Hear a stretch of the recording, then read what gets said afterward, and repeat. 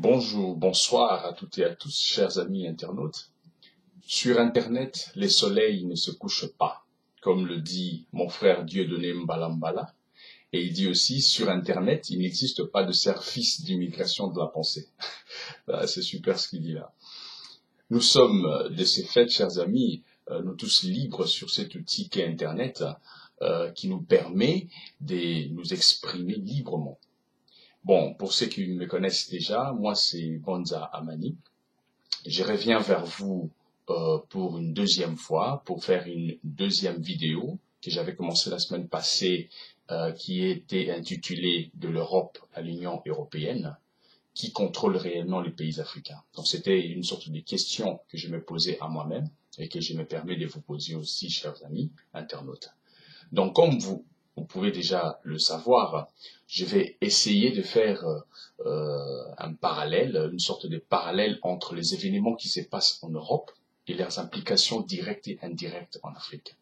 Il est important de comprendre que, étant donné que les êtres humains que nous sommes tous interconnectés et que nous sommes tous des essences divines, c'est-à-dire les événements qui se passent à des milliers de kilomètres entre nous, impactent directement tout le monde et tous les êtres humains de cette planète. Et c'est-à-dire que les événements qui se passent en Europe impactent de ces faits les êtres humains qui habitent en Afrique et vice-versa. Alors, chers amis, les informations que je vais vous donner aujourd'hui sont des informations que vous devez vérifier par vous-même.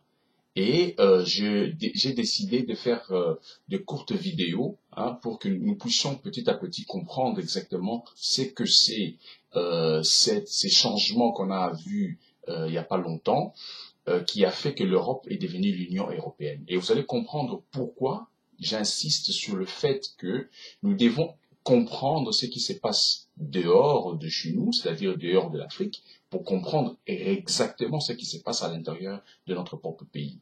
Parce que, comme vous pouvez le savoir, chers amis africains, l'Afrique, depuis, ça fait au moins 250 ans, même plus, l'Afrique est toujours sur le joug de la colonisation occidentale jusqu'à aujourd'hui. Beaucoup de personnes, surtout des frères africains, n'arrivent pas à comprendre les raisons qui font que les Africains n'arrivent pas réellement à se détacher, à se déconnecter de cette hégémonie occidentale qui, depuis, comment dirais-je, devient comme une malédiction qui a tombé sur le peuple africain. Vous allez comprendre pourquoi je dis malédiction. J'aimerais d'abord d'entrée de jeu que peuple africain, vous devez savoir faire je dirais la distinction entre le peuple européen et le système qui contrôle l'Europe. Parce que ce qui est important à comprendre est que le système qui contrôle l'Europe est le même système qui contrôle actuellement le pays africain. Et donc, vous allez comprendre au fur et à mesure pourquoi j'insiste sur le fait de nous intéresser, de commencer à nous intéresser sur les événements étrangers, tout ce qui se passe en dehors de notre pays, pour que nous puissions comprendre vraiment leurs implications directes et indirectes en Afrique. Donc, comme je disais, les informations que je vais vous donner aujourd'hui sont des informations vérifiables. Je vous donnerai des sources de mes informations. Mes informations seront basées sur le fait réel, les déclarations des hommes politiques, comme je vous ai dit, des gens influents dans le monde des finances internationales, des présidents de la République, etc., etc. Et donc, pour ne pas aller loin, mon intitulé d'aujourd'hui, comme je vous ai dit, c'était « De l'Europe à l'Union européenne, qui contrôle réellement le peuple africain ?» C'est une question, en quelque sorte, que je me pose moi-même personnellement et que je vous pose à vous également en même temps. Essayons de méditer ensemble, essayons de comprendre ensemble qui contrôle réellement le pays africain. Et nous comprendrons aussi directement qui contrôle réellement les pays occidentaux, c'est-à-dire les pays européens et bien sûr américains, etc.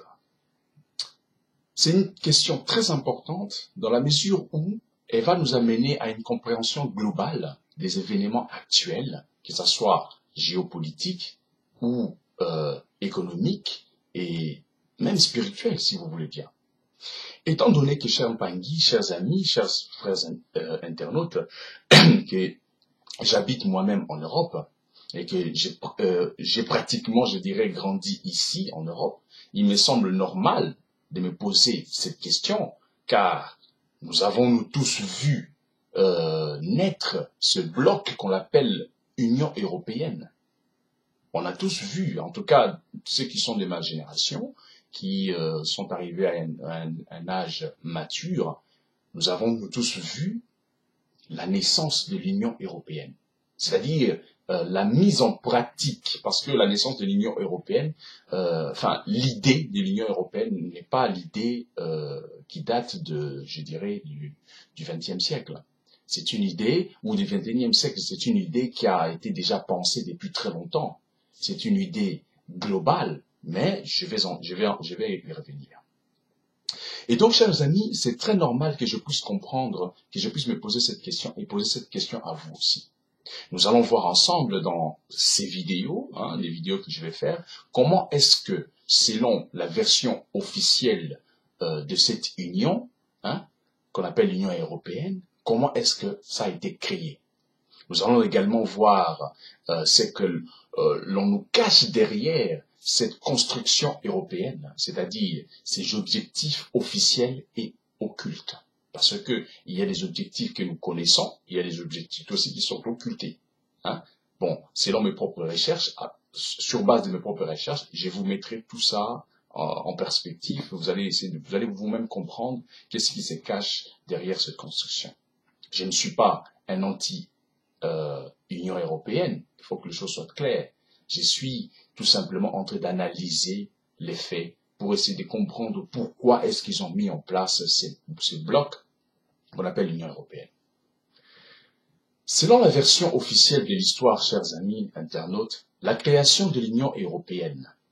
L'Union européenne est une association politico-économique des 28 États européens, maintenant 27, parce que le Royaume-Uni vient de quitter la zone euro, suite au référendum qui vient de se passer, je crois que c'était le 24 ou le 23 si je ne me trompe pas, que nous avons nous tous vu à la télévision, où le peuple anglais, ou je dirais britannique, ont décidé de quitter l'Union européenne. Je vais y revenir. Cette Union européenne, selon la version officielle, a été créée pour déléguer ou transmettre par traité les exercices de certaines compétences à des organes communautaires. Elle s'étend sur un territoire de 4 500 000 km et est peuplée d'environ 508 millions d'habitants. Et la première qu'ils disent dans leur document officiel, puissance économique mondiale. N'oublions pas, chers amis, que le Royaume-Uni a quitté l'Union européenne. Et donc, ces chiffres que je viens de vous donner, que vous pouvez trouver sur Wikipédia, doivent être revus à la baisse. Comprenez? Et donc, l'Union européenne est régie par les traités de Maastricht, qu'on appelle les TUE, et les traités de Rome, qu'on appelle le TFUE. Dans leur version actuelle, depuis le 1er décembre 2009, est l'entrée en vigueur du traité de Lisbonne. C'est à ce moment-là que le traité de Lisbonne est entré en vigueur.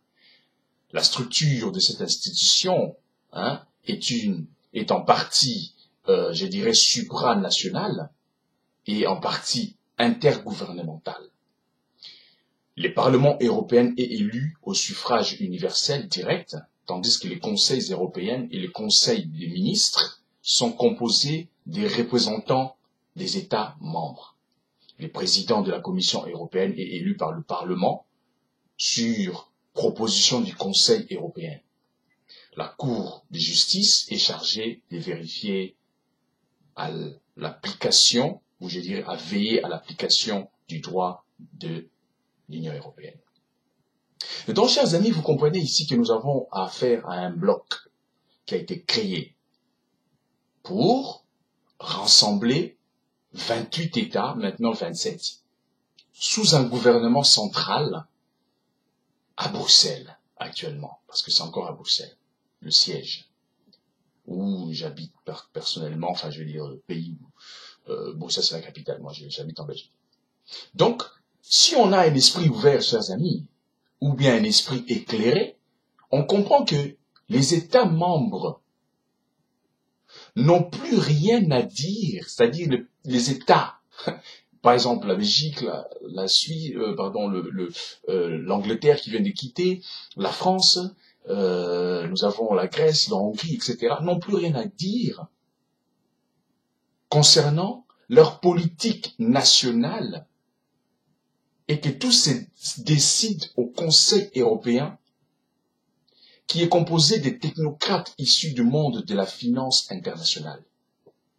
Donc des banquiers, ce sont des émissaires des grandes banques internationaux qui mettent en place leurs technocrates, qui sont vraiment des spécialistes dans toutes les matières, qui viennent justement siéger pour mettre les directives de ces mécanismes qui est l'Union européenne en place. La déclaration du 9 mai 1950 de Robert Schuman, qui était ministre français des Affaires étrangères, est considérée comme le texte fondateur de la construction européenne, selon la version officielle.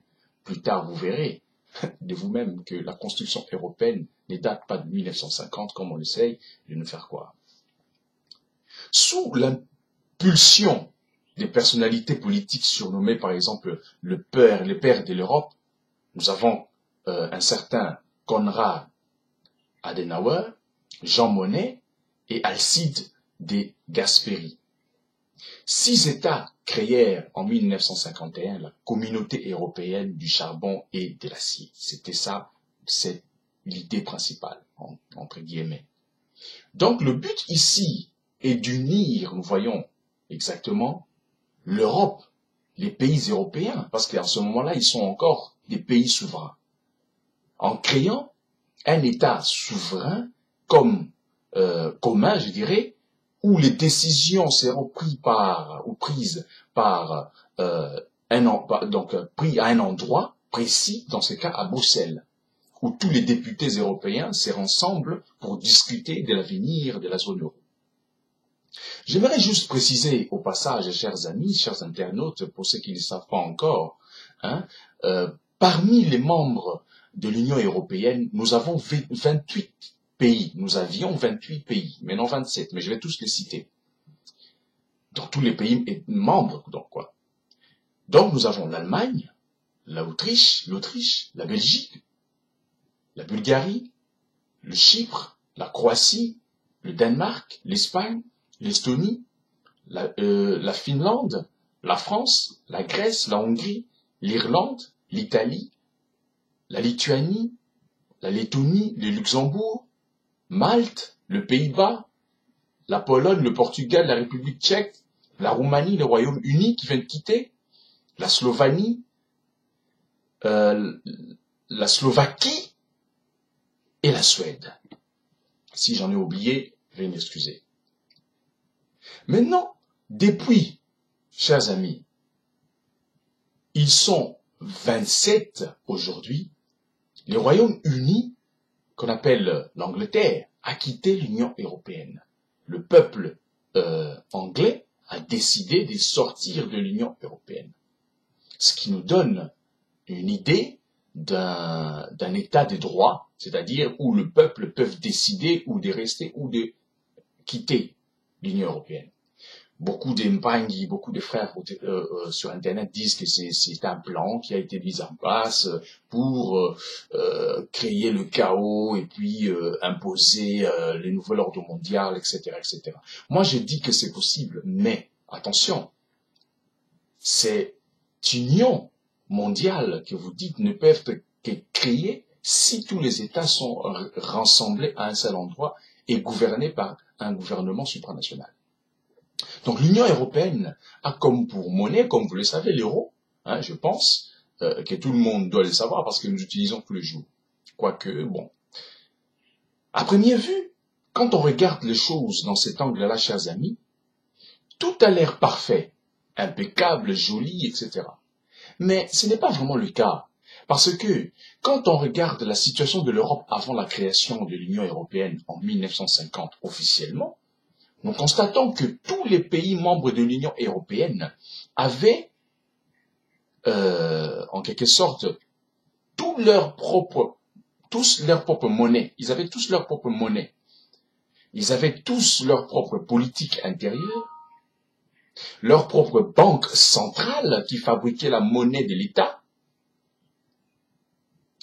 Ils avaient leur propre ministère qui exécutait d'une manière indépendante les décisions ou les votes prises ou votés par le Parlement, dans le Parlement. Il n'y avait pas d'influence directe des États étrangers dans les décisions prises par le Parlement des pays souverains en ce moment-là. Donc c'était vraiment des pays indépendants. Ils faisaient des commerces ensemble, ils signaient des contrats commerciaux avec les pays qui les plaisaient, ils avaient le contrôle total de leurs propres frontières nationales ou nationaux si vous voulez, et leurs armées aujourd'hui, ils avaient leurs propres armées en ce moment-là. Ils produisaient les produits locaux qu'ils vendaient à l'extérieur sans problème. En un mot, ils étaient totalement libres de faire ce qu'ils voulaient avec ceux qu'ils voulaient. Et à l'esprit maintenant que tout ce que je viens de vous dire n'est plus le cas actuellement. Aucun pays membre de l'Union européenne n'a aujourd'hui le droit de faire, par exemple, le commerce avec la Chine ou la Russie sans passer par les technocrates de Bruxelles qui tirent les ficelles dans l'ombre. Aucun pays membre de l'Union européenne n'a le droit d'émettre sa propre monnaie sans passer par les banques centrales européennes, la Banque centrale européenne, donc la BCE, qui crée la monnaie, qui crée pour eux la monnaie, et les vendent à des taux d'intérêt que les contribuables que nous sommes, nous, doivent rembourser sur les impôts. C'est-à-dire, nous payons les impôts, nous avons ce qu'on appelle l'impôt sur nos salaires, qui rembourse l'argent que les gouvernements devraient normalement émettre lui-même, pour nous, c'est-à-dire pour les gens qui habitent en Europe, et les Européens de souche, bien sûr. Aucun pays membre de l'Union européenne n'a le droit de traiter avec un pays considéré comme un pays non grata sans passer par Bruxelles. Donc, nous sommes ici dans un bloc des pays qui se sont réunis et en même temps, sans le savoir, ont emprisonné leur propre peuple dans une prison où personne n'a le droit de faire ce qu'il veut, c'est-à-dire de discuter avec tous les pays qu'ils veulent. Donc les gouvernements actuels ne sont plus des gouvernements nationaux, ce sont que des représentants. Les choses sont encore un peu plus compliquées que ça, mes chers amis.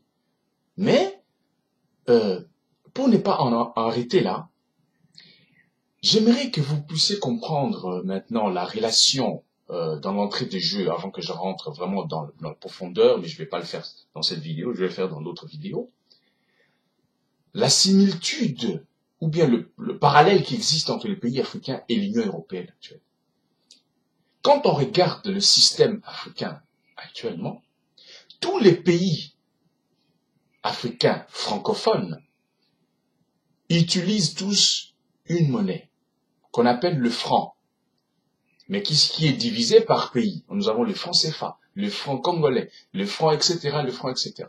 Tous sont des pays qui ont des banques centrales qui émettent le franc, et que ces banques centrales est contrôlées par une banque centrale de banques centrales africaines qui, eux, supervisent, au fait, si vous voulez, tous les monnaies, tous les francs qui sont fabriqués dans les banques centrales.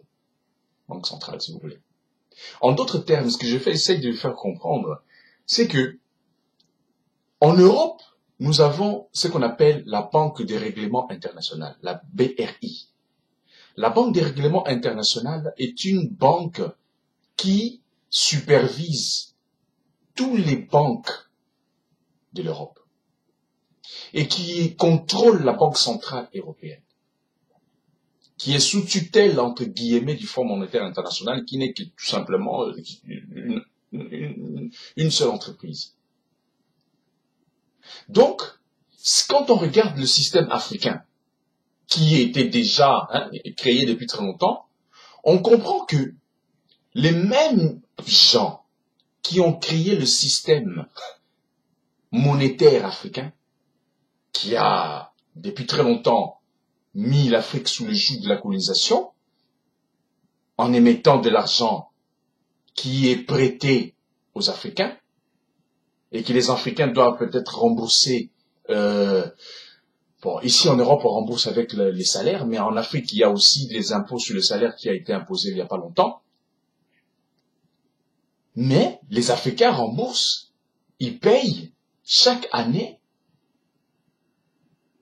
les Occidentaux pour l'argent que les Occidentaux fabriquent pour eux. Donc, c'est ça qu'on appelle la dette africaine. La dette africaine, c'est le fait que nous n'avons pas le pouvoir de battre notre propre monnaie. La dette publique en Occident, en Europe, est du fait que les banquiers fabriquent l'argent, donnent au gouvernement, et les gouvernements, donc je vais dire, prêtent au gouvernement à des taux d'intérêt, mais ce n'est pas le gouvernement qui rembourse, non, c'est le peuple. C'est ce qu'on appelle la dette publique. La dette publique, c'est une dette qui a été contractée par notre gouvernement auprès des banques centrales, auprès des banques internationales. Ce qui veut dire que nous payons quelque chose qui n'existe pas. Parce que c'est pas nous qui avons demandé au gouvernement d'aller prêter de l'argent. Mais bon, on a besoin de ça pour manger, pour acheter nos affaires, etc. Voilà. Sinon, bon, on est dans un système qui fonctionne comme ça. Mais malheureusement, il y a une de ces personnes qui ont compris que en prenant contrôle des banques, eh bien, on contrôle tout le monde. On contrôle tout le monde, on achète les gouvernements, on achète tout ce qu'on veut acheter. Les médias et tout. L'industrie pharmaceutique, on achète l'industrie agroalimentaire, on achète tout ce qu'on veut avec l'argent.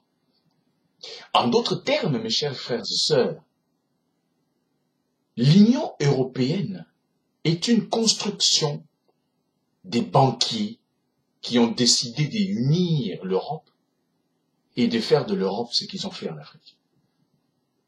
C'est-à-dire que les Africains doivent comprendre, et les Européens aussi, que nous sommes dans un système qui change au fur et à mesure notre niveau de conscience est en train d'évoluer. Parce que les siècles passés ne ressemblent pas à ces siècles actuels. Parce que bon, quand on regarde il y a 500 ans en Europe, c'était presque le même système, mais il n'y avait pas des banquiers qui prêtaient de l'argent à des taux d'intérêt. Mais bon, bref. Donc, mes chers amis, l'Union européenne a été créée par des gens qui ont une vision globale de la réalité. Leur vision, c'est d'unifier l'Europe sous un gouvernement supranational, comme je le dis. Les gens qui sont arrivés à unifier et à prendre le contrôle des pays comme les États-Unis, par exemple, sous un gouvernement fédéral à Washington, sont ces mêmes gens qui se battent aujourd'hui pour continuer à unifier l'Europe. Je dirais à unifier les pays européens, contrôlés aujourd'hui par l'Organisation des Nations Unies, contrôlés par le Fonds monétaire international, qui est en quelque sorte le côté bureaucratique, administratif, financier de l'Europe. Et nous avons aussi la Banque centrale européenne, qui elle, fabrique la monnaie de l'Europe. Nous avons également l'OTAN, qui contrôle le côté complexe militaro-industriel, si vous voulez, de tous les pays membres de l'Union européenne.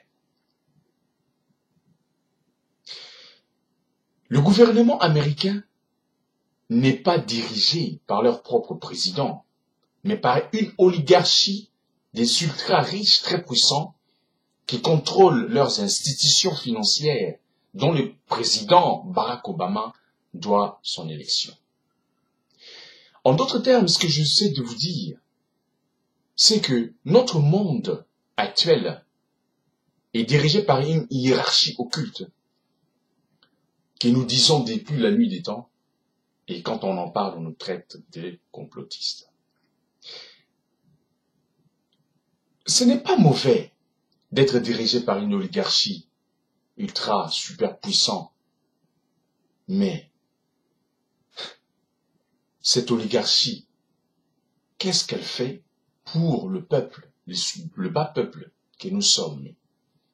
Nous voyons que misère, nous voyons que les gens s'entretuent pour l'argent, etc.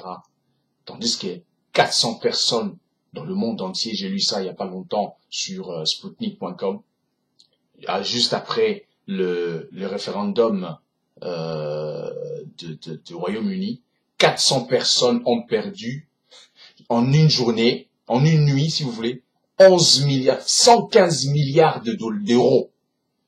115 milliards d'euros a été perdu par 400 personnes. Juste dans une nuit. Le fait que l'Angleterre, le Royaume-Uni a quitté l'Union européenne, a fait perdre 400 personnes 115 milliards d'euros. C'est pour vous dire que l'argent, notre argent, ou l'argent de la population se trouve dans les mains des personnes. 1% des personnes détiennent la quasi-moitié, même, je dirais même à 90% de la richesse mondiale.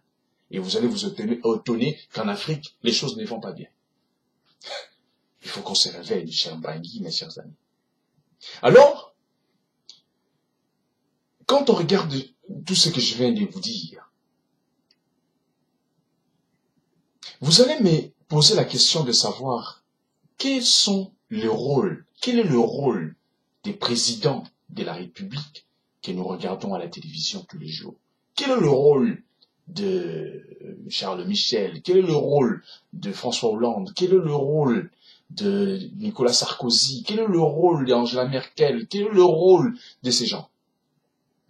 Quel rôle jouent-ils quand juste le fait de réfléchir d'une manière réaliste, en ouvrant les yeux, en regardant comment les choses évoluent, on arrive à comprendre que ces personnes ne sont pas là, en quelque sorte, pour représenter les États nationaux.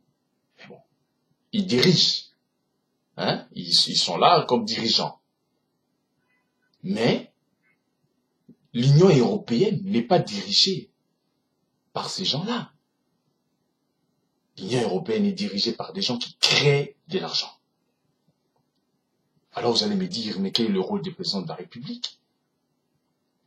À cette question, je vous laisse réfléchir sur cette phrase très mystérieuse d'un ex-premier ministre de la Grande-Bretagne qui s'appelait Benjamin Disraeli, qui disait, je cite, et vous pouvez vous-même vérifier cette information si vous voulez, Benjamin Disraeli, il disait ceci: le monde est gouverné par de toute autre personne qui ne se l'imagine ce dont l'œil ne plonge pas dans les coulisses.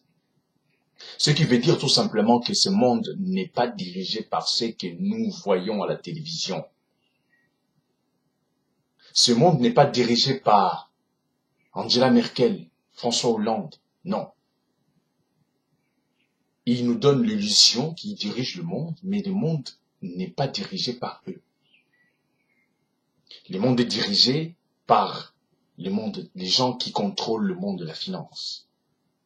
Parce que ce sont eux qui sont à la tête de toutes les institutions, que ce soit en Europe et en Afrique. Il faut que ça soit très clair, tout ça. Et donc, quand je dis de l'Europe à l'Union européenne, c'est la première partie, qui contrôle réellement les pays africains? Si vous avez compris ce que je viens de vous dire, Vous avez directement compris, avant que je puisse continuer plus loin dans mes investigations, dans ce que je vais vous faire part bientôt, vous aurez compris qui contrôle l'Europe et qui contrôle en même temps les pays africains. Je n'ai pas cité des noms, parce que ça ne sert à rien de commencer à dire telle personne possède ceci, telle personne possède ceci. Ça ne m'intéresse pas, ça. Tout ce qui m'intéresse, c'est d'arriver à comprendre le système en place. Comprendre le système, c'est aussi s'en libérer. C'est aussi être libre. Je vous laisse, chers amis, chers frères et sœurs, réfléchir sur cette phrase que je viens de vous dire. Et je vous dis à très bientôt pour la troisième partie de notre émission. C'était votre frère, Bonza Amani, sur ma chaîne. Vous pouvez voir d'autres vidéos que j'ai fait avant. Donc, c'était de l'Europe à l'Union européenne qui contrôle réellement les pays africains et qui contrôle en même temps les institutions actuelles dans le monde entier, presque dans le monde entier. Merci et à la prochaine.